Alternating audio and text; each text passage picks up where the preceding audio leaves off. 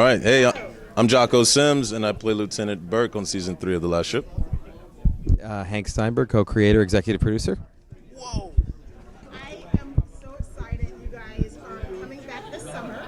Now, for those who are excited, what surprises are in store for the next season?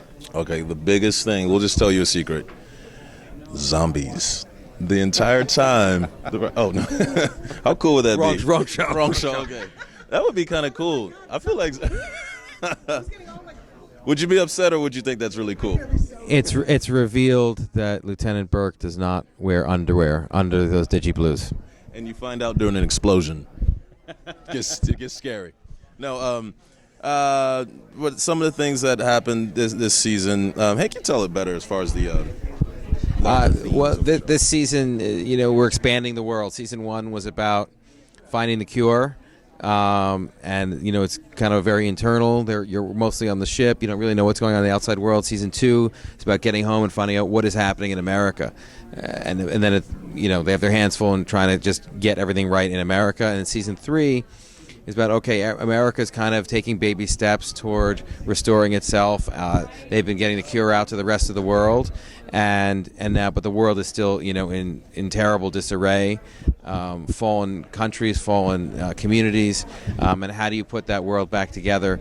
And there are still a lot of antagonists out there who want the world to be not necessarily put together the way that we want it to be, and there's still a lot of people taking advantage of the power vacuums and anarchy that's been created by the virus. So we really expand out this season. The storyline takes place primarily in Asia, and then we also are cutting back to St. Louis, where there's been a new federal government established with President Michener from last season, and Kara is actually a deputy chief of staff, and she's not on the ship anymore. She's separated from Danny, and she's working in the White House. And there's a lot of intrigue about how the White House is trying to hold the country together while they have ambitions to try to help other regions, and that's the central conflict of the season. Best question all day. The worst choices you've had to make as a character. I mean, you guys have to leave people die. You have to make choices of who to get the medicine, who doesn't get the medicine. As an actor, how do you sort of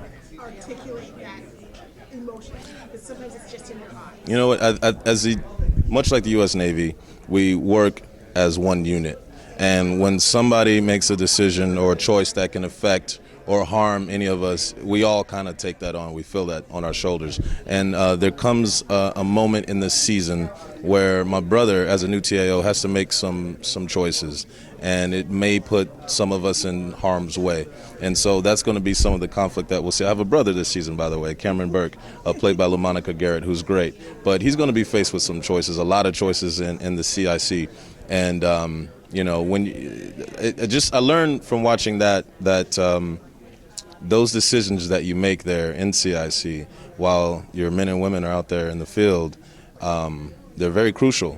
And they are key to determining whether the mission is successful or fails, and you have, of course, a potential loss of life every time a choice is made and a decision is made. So kudos to the U.S. Navy and everyone who has to do those sort of decisions there like that. But we're faced with that a lot during the season, and I can't say much more about it, but it's great. One of the things I love about the show is the moral quandaries you face, because you're trying to save the world, and there's small choices if you're making big choices. What's been the most difficult choice you've had to make as a character on the show? There is one moment where he has a wounded hostage in a warehouse, and they need answers from him, and he has to decide how far to push in that, which is obviously something that's a current thing that we deal with, in the current world about what do we do to get answers out of people. So the big bad this year is the Chinese dictator. How do you guys decide to sort of move it to Asia versus taking it to France, or even like to the outer part of the U.S., like Alaska or somewhere like elsewhere they got civil wars? We really wanted to go to a completely different visual palette, a completely different area of the world. We'd kind of dealt with what's going on in America, and we had European antagonists last year in the Ramsey brothers, and an allusion to what had happened in Europe. So we really wanted to take it to a completely different part of the world, and also it's West and East, so there's an enigmatic and culture clash already there where we, in some ways just don't understand each other. And so we thought that would be really a rich place to go. And there are also ancient rivalries within Asia that are a big part of the subplots of the different agendas of the different bad guys. And it's kind of like Americans going into that world not really necessarily understanding those things that exist, and how do they contend with them. Different language, and it's not French or Spanish or Italian where it's a Romance language. It's literally a different language, different culture, and that's part of the sort of mystery and paranoia and the thing that they feel they don't really understand what's happening from one step to the next about even how to even foil the bad guys or what they want, and that just makes it really rich. Now, are you creating new scripts for the show? Are you sort of taking a little bit from the news of what is happening in current events and translating it into the fear versus terrorism? Can I piggyback? I add something to that. Yeah.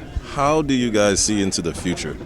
I text Steven Kane often because these guys will write something and then weeks later I'll see it in the news, and I swear people are going to think that you guys are drawing from some of the things that happen. Is really, really eerie. That sounds yeah, no, that happens all the time where we're ahead of it, but then we know, it's going to come out 6 months later. It's going to look like we ripped off the headline, and actually we had already written it and we're shooting it beforehand. I think we try to draw from what's happening in real life, and then obviously we have to extrapolate, well, what would it be in an apocalypse? But we're grounding it in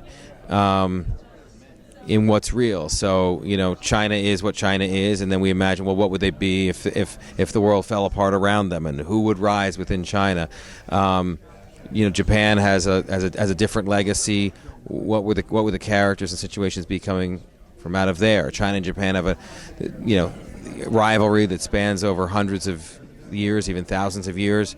But China's huge, and Japan's this thin little island, and how does that affect those things? So, as long as and the same thing with the science, we try to stay grounded in that, and then we extrapolate from there and use our imaginations. But, and I think that's why the show feels, it's a fantasy, but it also feels grounded in reality at the same time. So, thank you. Thank you so much. Thank you.